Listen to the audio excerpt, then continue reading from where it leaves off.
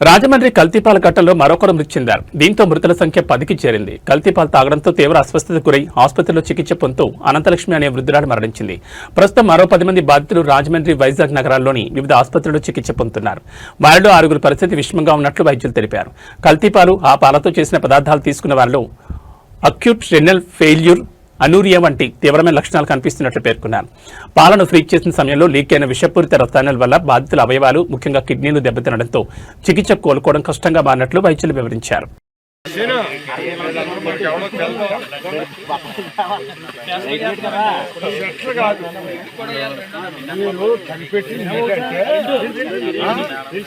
madam గారే